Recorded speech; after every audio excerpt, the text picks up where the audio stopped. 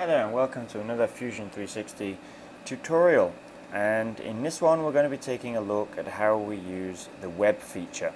So first of all, I'm going to create a form, and the reason that we're going to create a form is because I want to have a strange shape, just to show you the use of this tool really. So we'll create a strange looking object and we'll edit the form. We'll pull out some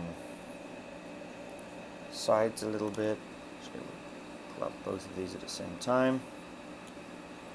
Pull out these two. And on this side we'll just pull out the one.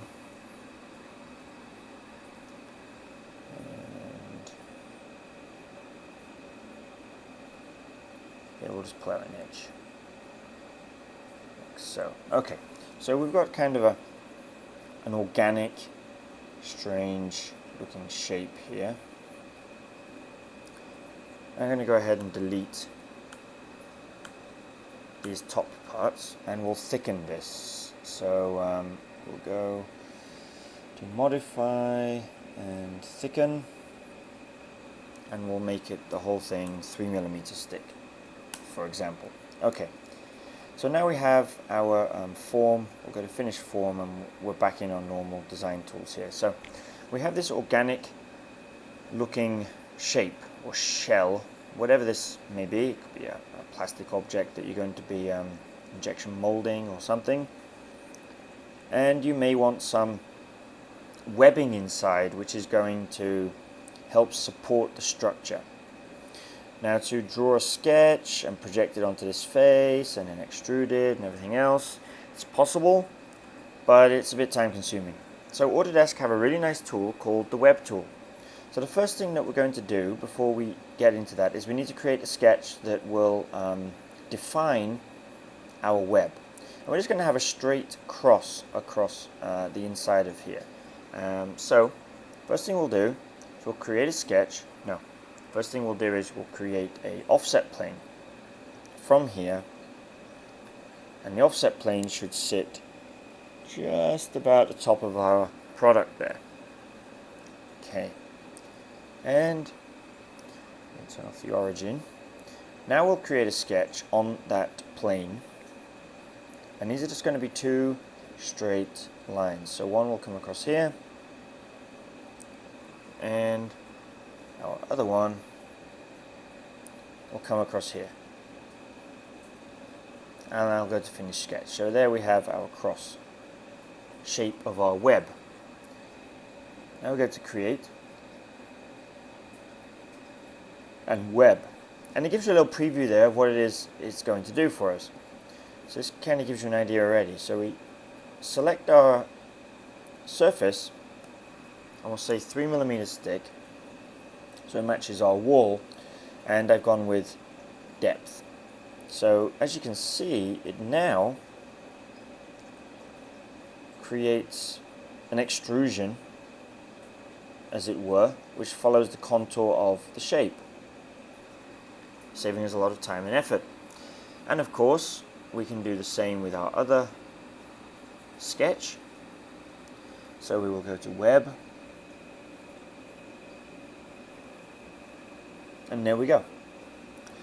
Okay, now we can hide our sketch, and we now have a nice web on the inside, which will provide some rigidity and support to our plastic structure if we were going to be injection molding this or something. It gives us some extra support and structure on the inside.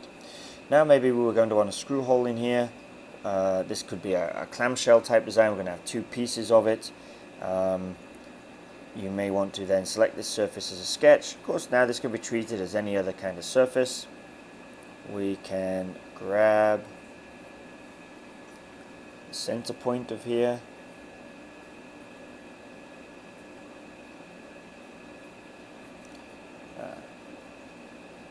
just put a couple of construction lines in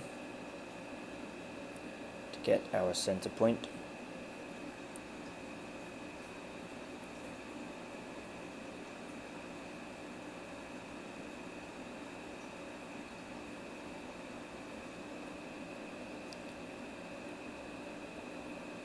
Zoom in a bit more, closer in this. Okay, so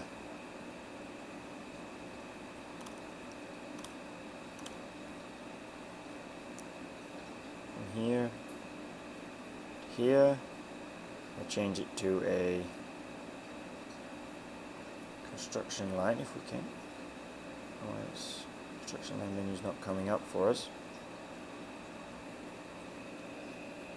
That should be enough though, actually, to get us a center point. Ah, I see. It's drawing on the wrong plane.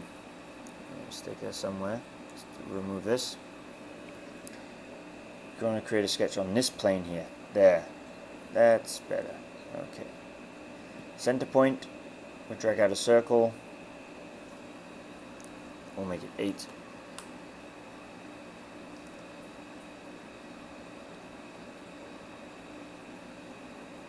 Finish sketch. I can grab these here.